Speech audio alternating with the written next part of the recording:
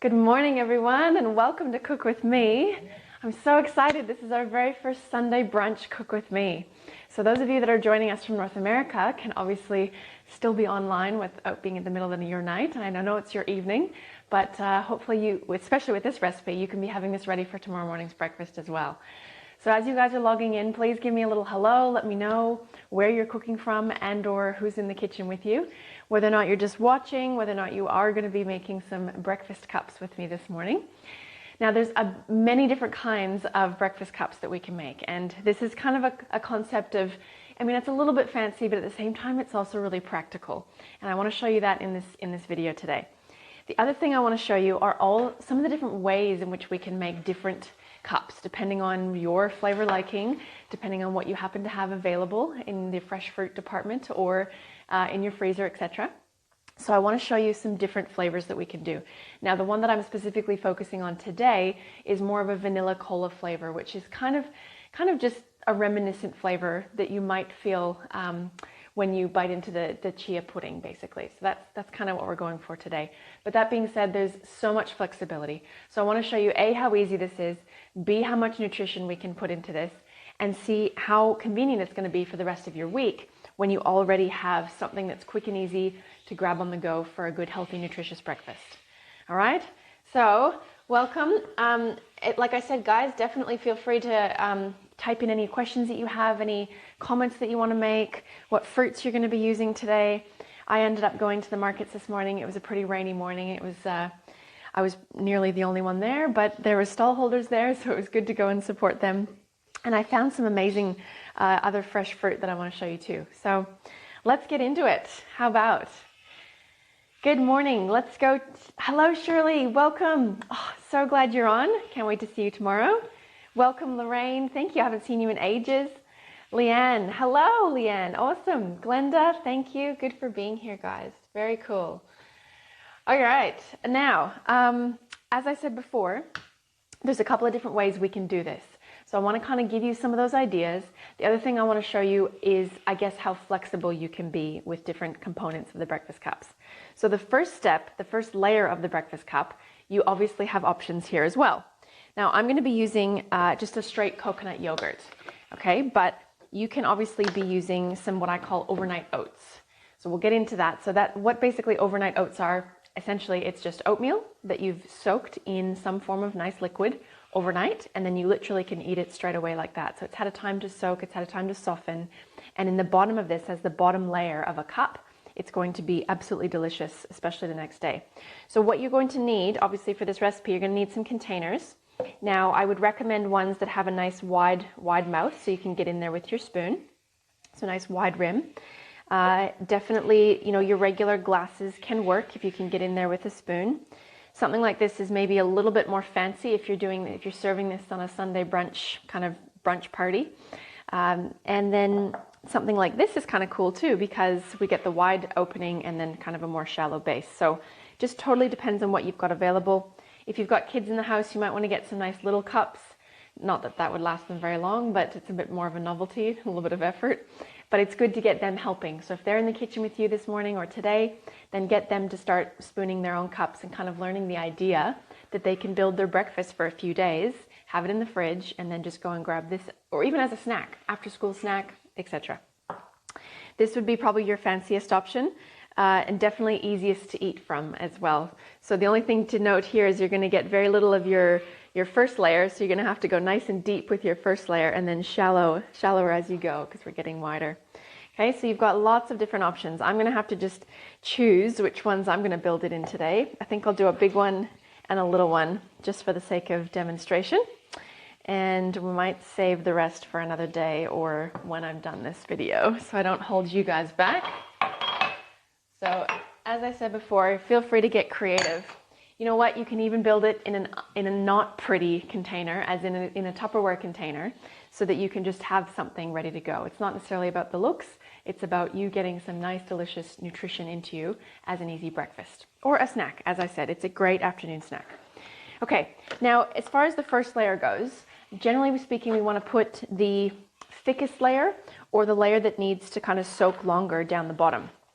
In this case, the coconut yogurt, depending on what kind of coconut yogurt that you get, is potentially going to be so thick that it's going to be annoying to put on in anything other than the first layer. So I'm going to use this coconut yogurt, and let's make sure we give it a good stir before. So see how thick that is? That's great for this recipe. However, we definitely are going to put this down the bottom layer so we don't have to worry about it sinking into the smoothie layer in case your smoothie layer is not super frozen. Okay, so the only kind of science behind making these is basically making sure that it doesn't end up all globbing into the same thing, which is why we kind of need some of the solidity between the layers.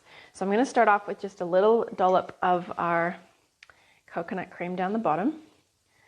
Okay, and again, it doesn't really matter how much, so it's going to be kind of up to you as to how much you like each layer, and then you can customize. So if you love your coconut yogurt, put a little bit more of that in. Okay, and then as far as flattening it down, probably easiest with a spoon. A nice long handled spoon would be a good idea. But the good news about the stickiness of the yogurt is that you can kind of just push it against the edges and then it stays. So we're just going to kind of go around there, pushing it down the edges until it kind of sticks on. And it does not need to be flat, okay? It doesn't need to be perfect. The key idea here is that we've got our base layer down, we've got some yummy, nutritious coconut yogurt, and there we have our first little layer. So easy, right? Now, if you were doing the overnight oats option, basically you'd just be mixing up your oats with your liquid. Now that liquid could be a non-dairy milk, it could be orange juice, and you probably go 1 part oats to 1 part liquid. Just mix that up in a nice big bowl and just let it soak a little bit. And then either, if you're making the jars in advance, you could either scoop it in before it's had a chance to actually sit, and then it'll sit when it's in the jars, or you can leave that overnight oats to soak overnight, and then the next morning when you go to make your jars, then you can scoop it in, and it'll be that much thicker and kind of easier to work with. How are we all going? Good morning, Rebecca. Thank you for being online. Thank you. Catherine. Yes, looking forward to this morning's video. Thank you, Catherine. Awesome. Lorraine, thank you. I love, oh yeah, I'm trying this for the first time, the Nakula yogurt. So yes, concerned that it contains dextrose. Oh, interesting. There you go. See, even I get caught sometimes. Yes, okay, so dextrose, not the most amazing ingredient. We can do better with our coconut yogurts. I think Koyo is usually one of my favorite brands, but definitely now we've got so much selection, so much option. Thank you for bringing that up. Do always read your labels, guys. Even I get caught still sometimes. And awesome. Okay, everyone caught up? Good to go to the next step? All right. Now, from this step, let's make the chia pudding. So you're going to need some sort of vessel, a bowl or a measuring cup of some kind that you can be making the chia pudding in. And if you've never seen what chia can do on its own, this is pretty exciting. So if you've got kids around, you probably want to show them this too, because it's kind of cool what chia does. So we're going to get the full 1/3 of a cup of chia. All right, and that's going to go straight in. And then we need about 1.5 cups of our liquid. Now, ideally, you're going to be using a non-dairy milk just to give it a little bit of extra kind of oomph, but otherwise you could use a fruit juice, you could use water, and then just, you know, we're going to be having the spices and everything from it as it is. But this sort of vanilla cola that we're looking for, I think it benefits mostly from an almond sort of milk. So we need 1.5 cups. So whatever almond milk you've got, if you haven't got enough of that, we're going to top it up till we get to the 1.5 cup mark. There we go. And this should give us the right consistency of chia pudding. Now, some people might like it a bit thicker. If you really like quite a thick chia, then you can go a little bit less in the liquid. Otherwise, if you like it really quite runny, we don't want to go too much more liquid, only because then your smoothie is actually going to sink into your chia layer. Now, all I had on there was the coconut yogurt, so I'm going to use that still. And as you stir, okay, so we're going to kind of stir every now and then. As you stir this, you're going to start to see it thicken up. So see how liquidy it is? Chia has this amazing ability to absorb liquid. And I think it's it can absorb 9 times its weight in liquid. And it's going to form these really cool gel, basically. So as this sits over time, we're going to see it thicken up, and then it's going to be the perfect texture for us to spoon on top of our breakfast cups. So while we're adding to this with the other ingredients, every now and then we're just going to give it a little stir. Okay, so how do we achieve the vanilla cola flavor? I will admit this kind of happened by accident because I was going for just a vanilla flavor, and then basically when we bit into it, it was kind of, for some reason, had this really cola sort of flavor. Anyways, to achieve that, we want to go about a teaspoon of vanilla. Now I'm using powdered vanilla, so your vanilla might be a little bit different. That's absolutely okay. We want about a teaspoon. Whether you're using an extract or even a concentrate, I'd probably still go with the full teaspoon. This is more of what you see when you get like a vanilla bean yogurt that has the flecks in it. So they're using a powder, which is just the crumbled up vanilla pods, basically. When it comes to our cinnamon, now this one we want to be fairly exact on, just because we want to achieve that vanilla cola flavor, but we don't want to kind of underdo it or overdo it. So I've worked out it's about 1.5 teaspoons, very level. You want to make sure you measure that one correctly, of our cinnamon. Okay, and then now the lucuma powder. Now you may not have been able to get a hold of the lucuma powder. It's a little bit more of a particular ingredient. It is a superfood, and lucuma actually comes from a fruit. So it's a fruit that you can actually get fresh in South America. We were very fortunate to get to have some of that when we went there a few years ago. And it's, oh my goodness, the fruit as a fresh fruit, it's like what I would call a caramel fruit. It just tastes like the most amazing, creamy, puddingy caramel. It's just incredible. So this is the powdered form basically, but we're still going to be getting those caramel tones with it through the powder. So this is part of our vanilla cola feel. And as you can tell, I love it. I'm scraping down to the bottom of the jar here. Okay, so I'm probably going to just dump the rest of this in there because that's going to be my 2 tablespoons. And there we go. And then I've got to go fill that up. Lucuma powder, beautiful. And it's got heaps of other antioxidants and vitamin C and other benefits as well. So loving the lucuma powder. And then last but not least, we're going to need some real good old Canadian maple syrup. And really, I do want to emphasize that you get the real stuff. So guys, there's some stuff on the market, and I mean, there's lots of different brands, but you know, the good old Canadian stuff, right where I'm from. And we want a good 2 tablespoons. But beware, you know, the Aunt Jemima's version and a lot of the other ones that are called maple flavored syrup, there's not a drop of real maple in them. So nothing's come from a tree, nothing's been beautifully from nature. Okay, so be aware, always read your labels on that one. We want real maple syrup that's actually been poured out of the tree, because that's the stuff that actually has a lot of the benefit that comes along with the sweetness, okay, rather than something that's been flavored and colored and, you know, thickened to make it look like it's maple syrup. All right, so we want the real deal. So let's go 2 tablespoons of that approximately. If you have, well, as a matter of fact, I'm going to say this is going to be fairly sweet for my sweet tooth, or for my tooth, I guess. I don't think I have much of a sweet tooth. So those of you that are very kind of have your palate attuned, you might want to even put a little bit less than that in, because this is, you know, vanilla cola, as in I find it quite sweet, but generally speaking, when we combine it with some other less sweet fruits and maybe some granola, you might find a good balance. So check out how much the chia seeds are already thickening. That's so cool. I love watching that. So let's just give this a really good mix through. We want to combine all that very evenly. And again, we're going to watch that thicken as it sits. Look at that. That's so cool. I love chia. Chia was so valuable. I think you guys have heard me say this before.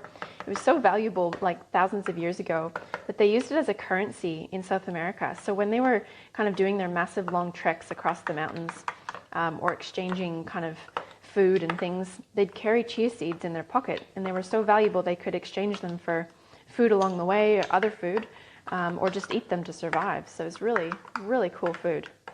Okay, so we're just going to put this aside for now while we get the other fruit prepared, just so that can thicken up a little bit before we put it in. It's pretty good now, but we'll just give it a little bit longer. How was everyone going? So there's a funny little message on here that says, loving your hair today. I don't know if it doesn't look like it was typed by anyone, but it's just this random message. How does this go?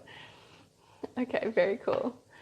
There we go. Rebecca has typed that. Thank you very much, Rebecca. It came up in a very funny way on my screen here. Thank you, Rebecca. I needed to tie it back today to get it out of my face. Okay, so while we're letting the chia seeds soak, and because I want to keep the smoothie layer nice and frozen, a little bit more like a sorbet is a bit of a treat on this Sunday morning, let's start first with the fresh fruit topping that's going to go on top. And I'm going to show you kind of the workaround for the toasted muesli as well, because in the event that you don't already have a pre-prepared muesli, I actually want to show you how to get that one happening. So as a matter of fact, you know what, let's start with the muesli, because the fruit can wait, and that way then the muesli will have a chance to kind of sit and cool a bit. So I want to show you this one. What we're going to do, and this is not specifically in the recipe, I'm assuming that you've already got a muesli on hand, but in the event that you don't, I want to show you how quick and easy it is to get a nice toasted kind of crunchy topping to go on this. So come on back and let's make some muesli basically on the fly. Okay, so all we're going to need for this one, and again, I'm not necessarily assuming you're going to be doing this along with me, because it's a bit of a spur of the moment thing I wanted to show you. But we're going to be getting the frying pan on. We're going to start it out fairly hot, and then we're going to just put in some nuts, some seeds, probably some oats. If you can have oats, these are the gluten-free oats, non-contaminated. And we're just going to start putting it in a dry pan. So I don't want you to put any oil in or anything like this. We're going to just start toasting it. So I've got maybe half a cup or a bit more of oats in there. And I think I'll put in some sunflower seeds, just because they're yummy and good for you. And I love a bit of the coconut flakes, because they add such a nice sweetness to it as well. Okay, so basically we're going to start off with, once the pan gets hot, and it might take a few seconds here, we're just going to kind of give them a bit of a toast in the pan. So because we haven't added any oil, we're not frying it, we're just wanting to dry toast it. We're just wanting a little bit of browning around the edges. The cockatoos have joined us this morning. I'm not sure if you guys can pick that up in my microphone, but they're quite loud in the background here. It's good to know that we live in the trees. Okay, so we're going to get that ready. As that's heating up, we're also going to use then just a little bit of coconut oil. We don't need a lot, a couple of teaspoons, and a little bit of maple syrup. And pretty much that's it. Now you could get a lot more fancy and a lot more complicated if you wanted. You could add cinnamon to this. You could add even some clove spice or some nutmeg, a little pinch of salt just to bring out that flavor. But honestly, if we just want a little bit of crunch, this is kind of how we're gonna go about doing that. So we're just gonna wait till that heats up a little bit, and I'm gonna get a spoon for the coconut oil. And if you guys have any questions about this, I know, like I said, I'm doing a bit of an interjection on the fly here to show you another alternative. But if you have any questions about the granola, now's the time. You can flick them through. And otherwise, if you've already got your existing granola, I'm using one of my favorite, here, I'll take some out and show you. One of my favorite mueslis. This is from the Whole Food Artisan, and it is a cacao muesli with some beautiful, I'm going to get one out to show you, freeze-dried raspberries through it. It is so delicious. It's a bit gourmet and a bit special, and oftentimes I tend to, I and other people in my household tend to eat it down without even bothering to put milk with it. It's just a really good snack. So for that reason, we've got that nice bit of crunch, and that can go straight on top too. Whatever you've got as an option here. Okay, so I'm starting to smell it. I'm starting to smell the oats. Now that's a good sign. So we just want to give this a regular toss. We're just going to move it around this hot pan. I've got it on max heat. Okay, and again, there's nothing else in the pan. There's no oil. There's no liquid, because we want to dry toast this. So naturally, the oils from the seeds and from the coconut are going to come out, and that's going to naturally do the browning and the toasting of this. So this should go pretty quickly now that it's starting to heat up. Okay, and I don't know about you, but I just like that little bit of contrast, a little bit of crunch in with this breakfast cup. One thing I will say is once you get this nice and toasty, if you're going to be making extra cups for the next couple of days, don't put this on just yet, because then it's going to go soggy.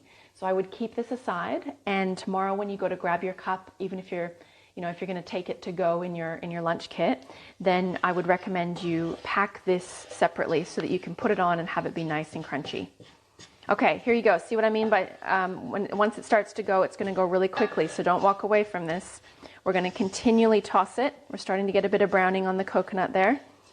We're going to continually toss it until we get that sort of even browning throughout.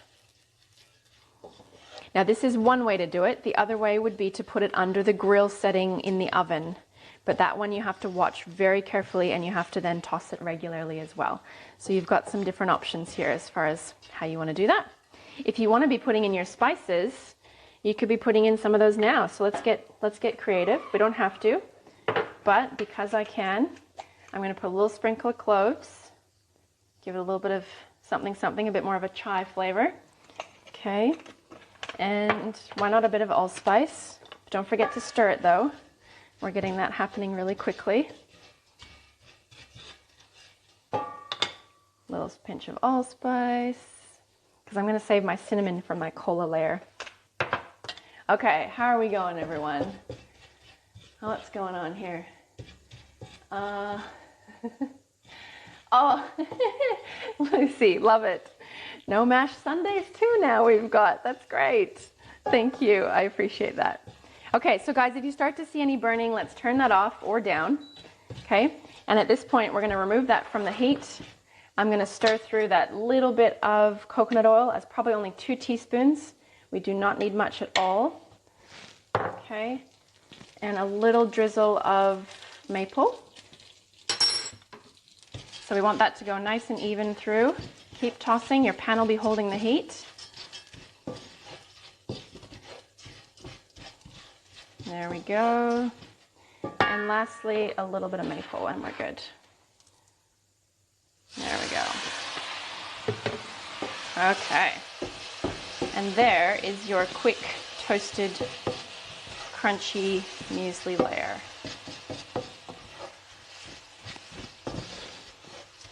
Beautiful. Okay, so that's always an option if you are not already having, I guess, a pre-prepared muesli on hand. Okay, so that pan is probably going to stay quite hot, so I'm just going to transfer all that out for now, just so we don't get any burnt muesli.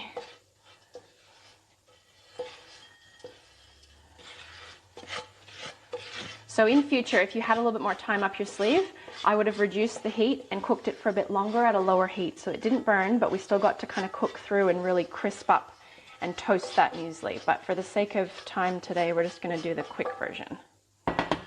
Oh, yum. You can smell those cloves too. Okay, we're nearly getting there. Here we go. So we've got our muesli, and let's work on our fresh fruit layer. So what have you guys got for fruit today? What did you find? Where, I mean, especially those of you that are maybe cooking and seeing this from North America, what kind of fruit have you been able to get in the middle of the winter at the moment? I guess our southern parts of North America would be fine, but what I found at the market today, and I'm so excited about, these are so rare to be able to find them, are some beautiful star fruits. Okay, so the coolest thing about this fruit is that when you cut it, it looks like a star. How amazing is that? I just think that is divine. So exquisite. Like, how cool is nature? And it's got 7 sides. That's just so cool. Anyways, until you have tasted one, you probably will not be aware of how cool they are. I'd say that the flavor, how could I describe it if you've never had one? It's very mild in flavor. Some people say it's a little bit grassy. I think it's just quite nice and fruity, especially if you get a good ripe one. But yeah, it's mild. It's unlike any other fruit I guess I can liken it to. So you pretty much just have to experience it. So anyways, I'm going to cut up some more of this star fruit, but whatever fruit you guys have got, let's cut it up so that we can kind of have some little pieces to put on top, either decoratively or in larger amounts if it's something you're going to have lots of. I've also got some fresh figs. Now, it's so funny because being from Canada originally, I had never had a fresh fig. I had never even known about a star fruit. And then obviously the mangoes here are unbelievable, so I'm going to have a mango. But it's funny too that Australia is now growing pretty good cherries, and I never thought I would give them that credit, but the cherries that they're coming out with now are pretty darn good compared to the ones I grew up with in the Okanagan Valley. So I'm pretty excited about that.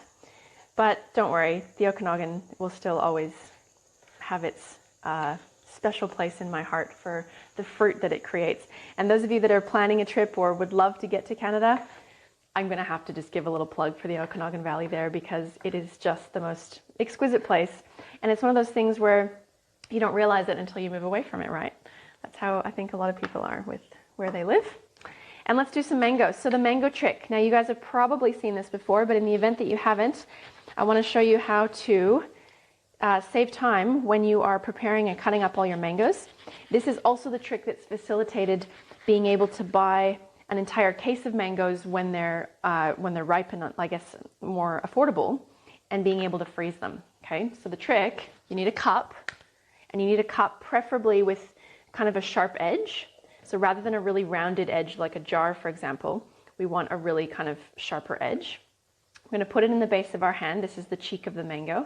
And I'm going to dig that cup edge into my palm side of the mango. And I'm going to try to scoop and push down into the mango just to get through the skin. And I'm squeezing with my pinky and my thumb to pull it into the cup. And if I do it right, there's our mango delivered in the cup.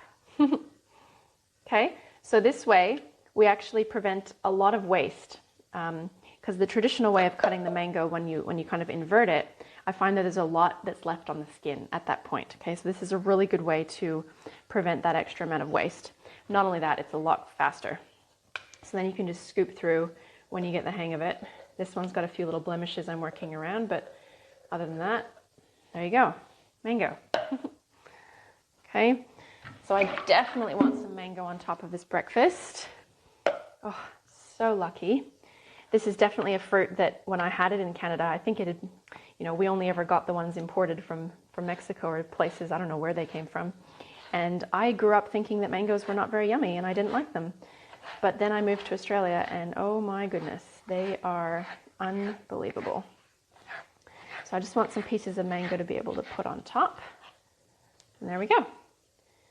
All right, last layer to prepare. Let's do our frozen sorbet and then we can pull it all together. Okay, what fruit are you going to use for your frozen sorbet? We do not need to complicate this, guys. Okay, so even if you've got just banana and blueberry, actually that's all I'm going to use, literally. And then if you have to, a little bit of water, but ideally not. So I'm just going to be putting in 2 bananas and a whole bunch of blueberries for my sorbet layer of this smoothie. And again, like I said, don't complicate it. We do not need milk. We want lots of yummy fruit in this. And then the more fruit we have, and I guess if they're frozen, that's how we get the sorbet. Now, depending on what blender you're using, ideally you've got one that's got a stick so we can help this make the sorbet. If not, a couple of options. You're either going to have to kind of blend it a bit and then scrape down the edges and then blend it a bit and do that a few times. Or you might just add in a little bit of coconut cream or non-dairy milk, or even a bit of water if you have to, just to get that to blend down. So we'll see how we go with this, and we may need to add a little bit of water as we go.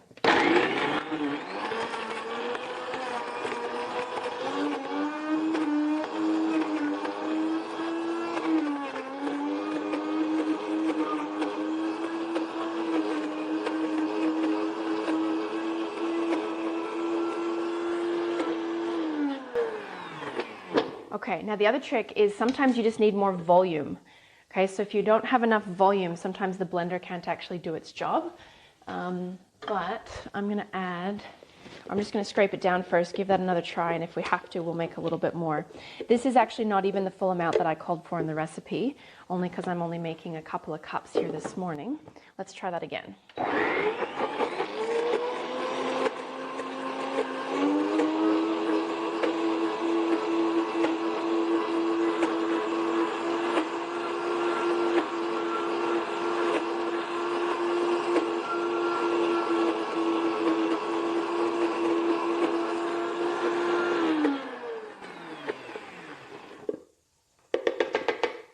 Okay, so some of you guys are using, let's see, blackberries and white dragon fruit. So you were able to get that, Lorraine. That's awesome. Excellent.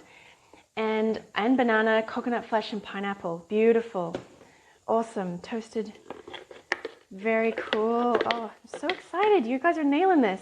And Shirley would be using a NutriBullet. It would be, yes, surely. The only thing with a NutriBullet is you'll probably have to stop it a few times and scrape it down, just if you want to keep it really thick. Otherwise, you can just add a bit of the extra liquid, as I said, to get that to blend a bit easier in the upside down blender style. So great question.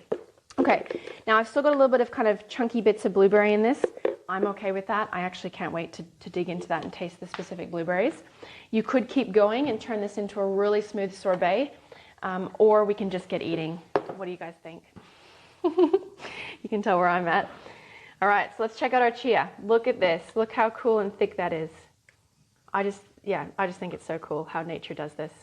So this is, it feels cool in the mouth. It's like this gel, but then you've got these little bursts of flavor. Have a taste. Let me know. Does it kind of reminisce, make you think of vanilla cola? Let's layer some in. Super easy. And guys, with chia is a food, as in you can eat as much of it as you feel like eating. Do not feel like you need to hold back. It is an amazing seed. It is a nutritious food. And this is going to be a great breakfast. Yum. Okay, so after our chia layer, let's do some smoothie layer, or in this case, our sorbet. Geez, do I get this excited about the other salads and things I make, guys? I don't know if you can tell that I haven't had breakfast yet, but this is looking really good.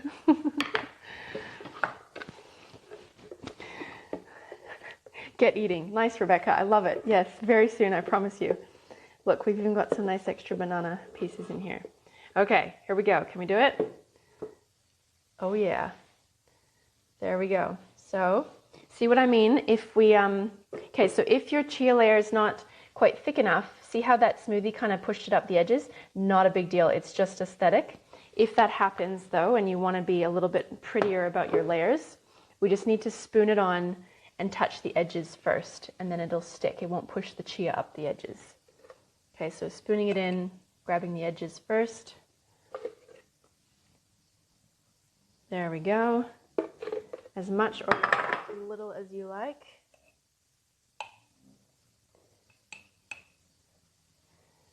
Oh, yum. Look at that color.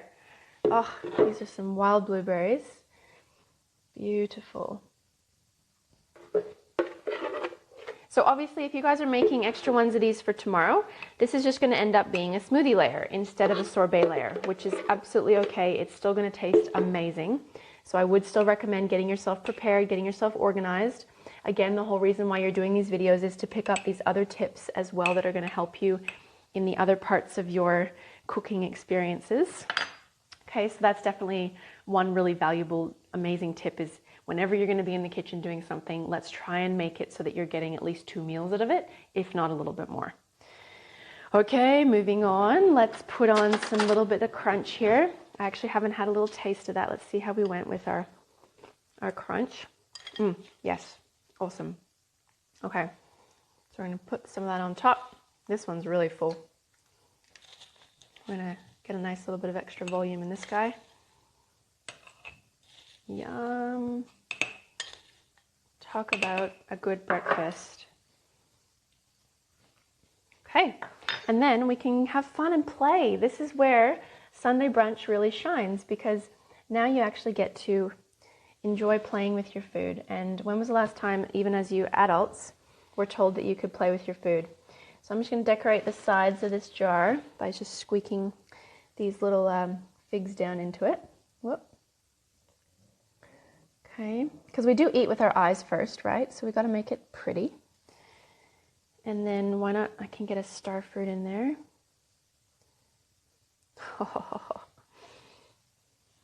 So guys, I hope from this you can gather that for me, food is not just about filling the void. For me, food is a whole experience. It's a creative experience, and it's something that I guess personally is nourishing for my psyche, if you will, for my person. So yeah, it's something that you can make be a healing exercise in and of itself. The process of eating, the process of actually nourishing your body as opposed to just filling. These are all kind of different mindsets which will serve you greatly. I promise you. All right, and let's sneak some mango in there. Oh my goodness, it's overflowing. I'm gonna have blueberry juice everywhere. This is fun. Get some mango in there. How are you guys going? Is anyone else creating and having as much fun as I am? Or are you guys just watching me be silly and fun with my food? Thank you, Lorraine. I think it's pretty too. And yes, yum, yum. I can't wait to dig in. Let's make this overflow with this beautiful fruit. Guys, you know what? I also want to chat just quickly about the idea of fruit, because I hear so many people nowadays are kind of being made to be afraid of fruit. And I just really want to bring up a couple things on that, because there's a lot of things in fruit that science doesn't fully understand yet, but they know exist. And fruit is one of these things that has so many other healing and beneficial properties. When they make you afraid of fruit because of the whole fructose argument, I just want you to think about the fact that generally speaking, most people, when they talk about fructose, should clarify that they're talking about processed fructose. The fructose that comes in fruit is in its absolute balanced, perfect proportions with all of the other fiber, all the other phytonutrients, everything else that nature's intended it with. And for that reason, it's actually really healing. Fruit has some of the most antiviral, antibacterial, beneficial components in it, especially antioxidants. Fruit is very high in antioxidants for kind of mopping up the mess inside the body or the free radicals. And fruit has so much more benefit than it'll ever do you in the sense of harm. I can't even imagine thinking of fruit doing you harm. Obviously, if you were to just gorge on nothing but fruit all day, then maybe you'd have, yes, higher levels of sugar in your bloodstream. But please don't be afraid of fruit. Just eat it in its real form. Eat it in this whole food form. Even blended is okay, right? Because you're getting the whole fruit. And yeah, as long as it's not in its processed, you know, a little fruit cup that's full of sugar and syrup and it's been stewed down. If you're getting real whole fruit, this is healing and it's nourishing for the body. And that mindset, when you eat it, is actually going to help it in the body and help you feel better and have a better relationship with your food. So that's my little rant on the fear of fruit. And I just would like you to check in with your body. It is the most amazing, perfect food in and of itself. And believe it or not, fruit does have protein in it too, by the way. So anyways, how'd everyone go? Have you figured out, have you presented your cups yet? Okay, so yeah, good question, Lorraine. And it is, you're right. So she's saying, how do you tell your GP that about fruit when they think you need to reduce it because of diabetes? Okay, so Lorraine, look, I'm not going to get into any, I guess, medical contradictions or anything today. Or ever. It's more just to keep in mind that there are some fruits that are much lower in sugar, much lower in fructose. So maybe you could be having some of those instead. And obviously still monitoring your levels in the diabetes, okay? So off the top of my head, I'm pretty sure that your berries, so your blueberries, your blackberries, your strawberries are going to be, and raspberries, are going to be kind of the lower, definitely lower in the amounts of sugar, as well as your papaya. Papaya is an excellent fruit for anyone that's kind of really trying to reduce the sugar. And there's a few more that I guess are considered very low fructose, very high benefit. So maybe you focus on those ones instead. And like I said, you don't have to gorge on it, but still having it in your diet every day, I'd say is a really good idea, even if you want to focus on those specific fruits. So that's a good question. Thank you. Okay, guys, check these out. Look, they're overflowing. Oh my gosh, that is just, I just want to get a photo of that. So I need to go, guys. Just kidding. But oh my gosh, like how could you not enjoy your breakfast and feel good about it when you have this? So anyways, cheers, bon appetit. Enjoy your breakfast cups. Hopefully you're enjoying them for a few days. And I'll see you guys again on Wednesday for another one. I can't wait. We're going to have another one really soon. So thank you. Happy Sunday. Happy weekend. And if you guys have any other ideas for more brunch sessions that you want to have, things you want me to cook, please send me those messages and communicate that to me and we will get developing. Thanks, guys. Thanks for coming to cook with me. I'll see you soon.